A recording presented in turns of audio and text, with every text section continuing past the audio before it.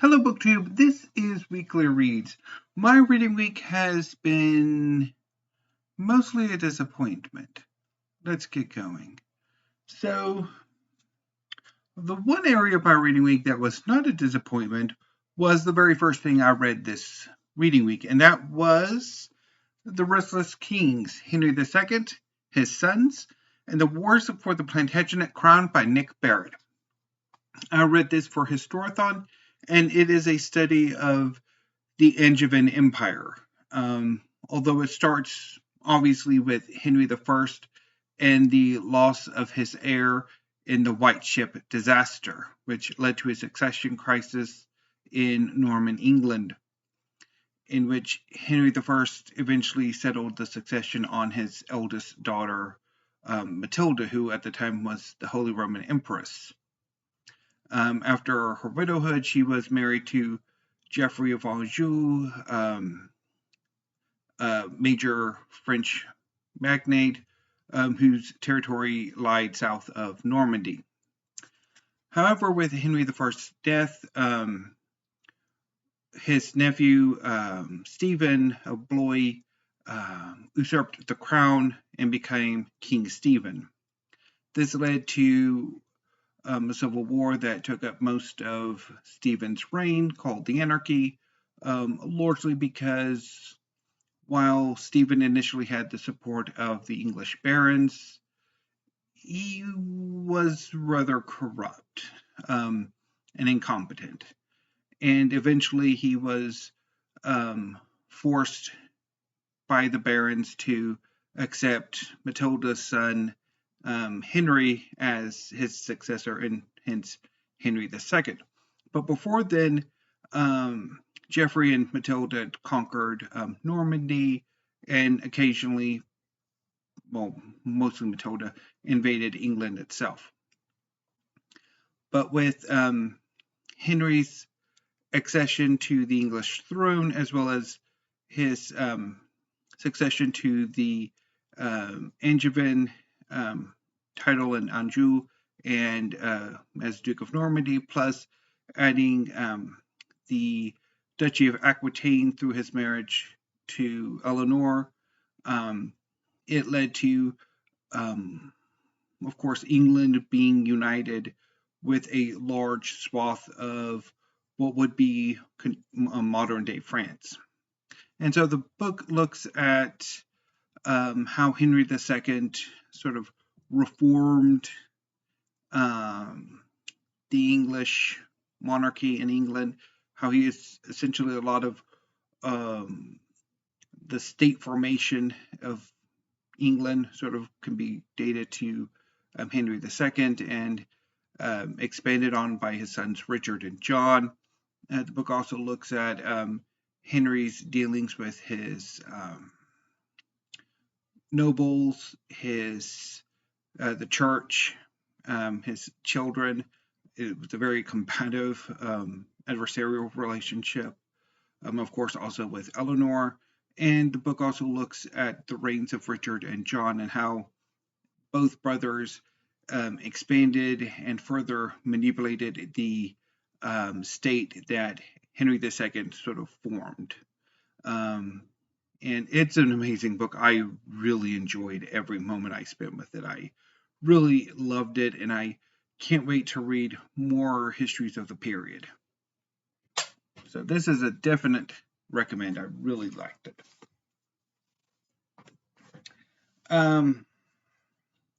So on Monday, I started my, I guess, token contribution to Aussie April, although I haven't really heard much about Aussie April this year. So I don't know if Aussie April's still a thing or not. I'm not entirely sure if BookTube events can kind of putter out or not. But anyway, I decided to participate in Aussie April because I've wanted to for a number of years and I just don't have any Australian fiction. I guess maybe next year I could just throw in a history of Australia, although I don't know if there are any available here in the States by Australian historians. But anyway, I'm getting off topic. So I decided to read Loaded by Christos Tsiolkas. This is a novel from the mid-90s, and it's about a closeted 19-year-old Greek Australian named Ari who basically wanders about Melbourne over the course of a 24-hour period and has all sorts of misadventures. I bailed on the book. It's the writing's not that good, and I suspect the quality of the writing is something that I probably could have powered through when I was younger. And I talked a bit about this, I think, yesterday when I did the end of my 10 Contemporary Classics I Must Spell Redeem project. But I kind of grew tired of just its leaden. And I had really hopes for this, but oh well. So then on Tuesday, I decided to read another work I had selected for the 10 Contemporary Classics I Must Spell Redeem, which I talked about yesterday, so I'm not going to recap the whole what exactly it was. But I decided I wanted to read The Blind Assassin by Margaret Atwood after a long period of not having read it. I first read it first bailed on it, I should say, in 2002? No.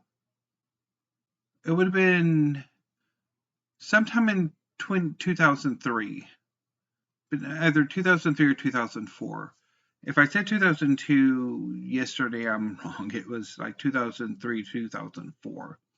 Because I had this, because I think I bought it from Book People when I was in, not this exact copy, but a similar one, shortly after I moved into my apartment in Austin. But anyway, I'm getting off topic again. So I read it, really didn't like it.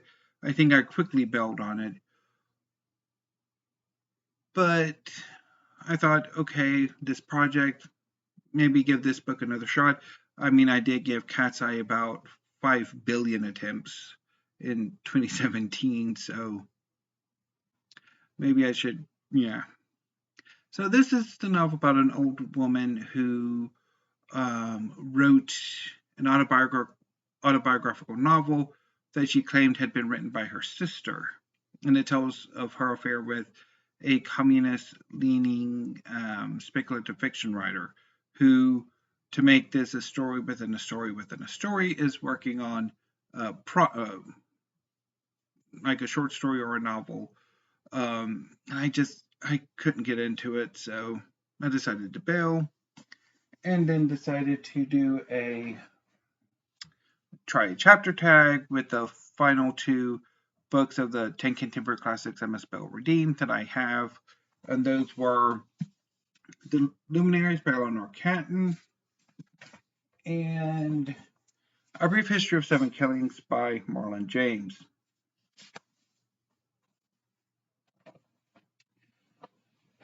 So that led to Wednesday, and I'm thinking, okay, I have 3 days left of the reading week, and I have 6 volumes of Naruto by Masashi Kishimoto. So I could do 2 volumes on Wednesday, 2 volumes on Thursday, and 2 volumes on Friday. And I'd get all 6 read. So I did that on Wednesday. I read volumes 1 and volume 2. So Naruto is, doesn't say it here, it says it on the back, one of the world's most popular manga series. Naruto was one of the big 3. So in Japan, how manga are sort of initially delivered is that they are anthologized in manga magazines. One of the most popular is Weekly Shonen Jump. And from the late 90s through to the late 2010s, there were 3 incredibly popular manga series running in Weekly Shonen Jump at the same time. One Piece by Eiichiro Oda, which is still ongoing and is the most popular manga in Japan. Naruto, which appeared in the very end of the 90s, and was actually the first of the 3 to finish, which was incredibly popular in Japan and outside of Japan, which is why it's the world's most popular manga. One Piece never quite caught on as well as Naruto did, and then Bleach by Tite Kubo, which was popular for a while but kind of fell out of favor, and ended about a year or 2 after Naruto did. So, what is Naruto about? Naruto is a series inspired by ninja, and it's set in a world inspired by feudal Japan. Naruto Uzumaki is a trainee or a student ninja in the Hidden Leaf village, Konohagakure. Naruto is an orphan and the village pariah. So he seeks attention in the only way he knows how, which is to be the class clown, to be the troublemaker. And one day he discovers why he is the village pariah, why he is alone. On the day of his birth, a 9-tailed demon fox attacked the village, and the leader of the village at the time, the Hokage, sealed the fox within Naruto. And this led to the villagers blaming Naruto for the attack and ostracizing him. However, in learning this, Naruto graduates from being a student ninja to being an apprentice ninja. And so Naruto is placed in a 3-person team with a senior ninja to sort of train them and to sort of supervise them. So the 2 other students who are in Naruto's team are Sasuke Uchiha, from a very prominent family, who's seeking revenge on someone, and Sakura Haruno, who is the smartest girl in class. This combination is weird, and I'll get to that later. And their instructor, their sort of supervisory ninja, is Kakashi Hatake, who is one of the most skilled ninja in the village. And gradually, the 4 become a tighter and tighter team, more closer together, and they have a number of adventures until eventually Naruto's dream of becoming Hokage becomes a reality in the distant finale. There are 72 volumes of this series, so yeah, it takes a while. I have mixed feelings for Naruto. I much prefer the later Naruto. So Naruto is split into 2 parts.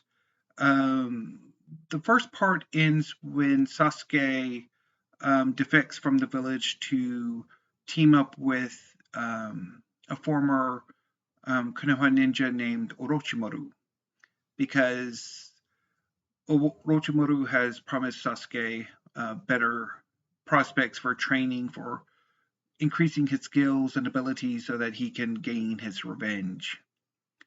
Naruto goes on a several-year training trip with another prominent ninja named Jiraiya, and his return marks the second and longer part of the series, which is where I really came into reading the series proper. I first really started collecting it with the Itachi Pursuit arc, where Sasuke finally begins to hunt down the individual of his revenge. And then I collected a few of the arcs before then, and I think maybe a little bit after that arc, but not too much.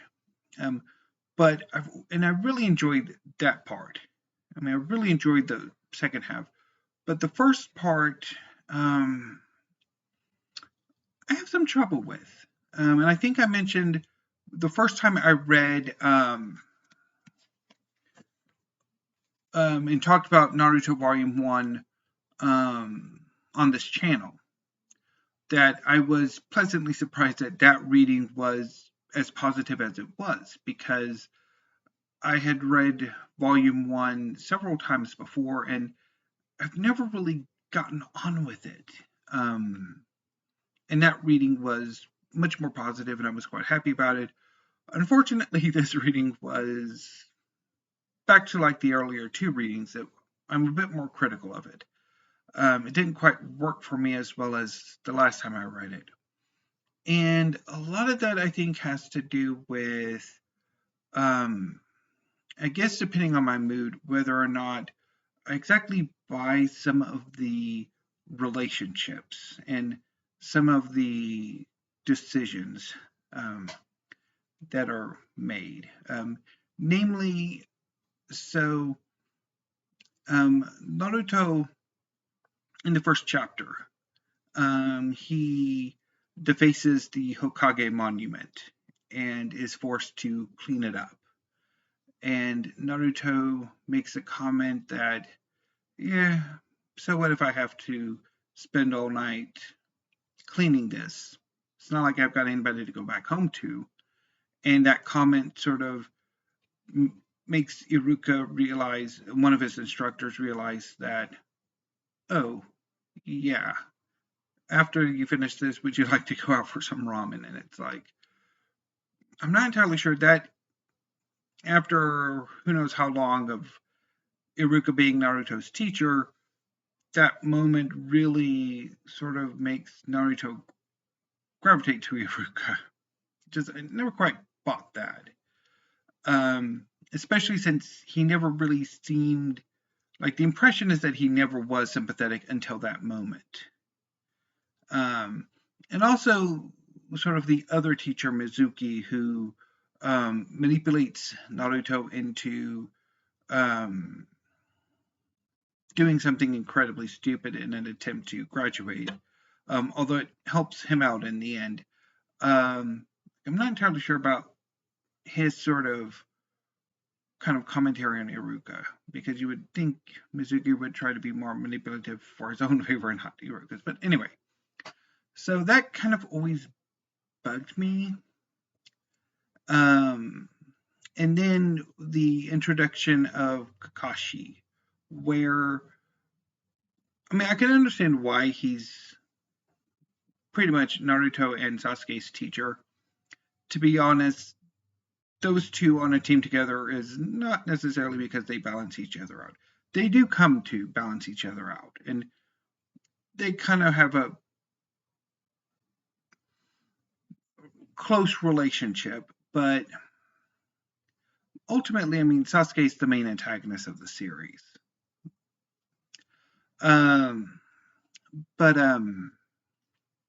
Yeah, so it's kind of understandable why Kakashi's on, I mean, pretty much their supervisor, because, I mean, you've got the Jinchuruki of the Nine-Tailed Demon Fox and the last Uchiha,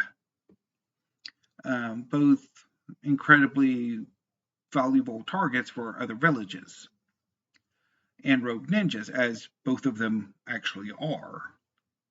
I mean, Orochimaru is after Sasuke, and there's a terrorist faction after Naruto. So, anyway, I mean, though that's later in the series. But, I mean, Kakashi's also presented as an incredibly difficult, very demanding teacher. And it's sort of like, well, you'd want a teacher who could actually I mean, he does eventually, but it's sort of like that. I mean, of course, played for drama, really, that Kakashi had never accepted any apprentice team to teach. But anyway, so that always kind of bugged me.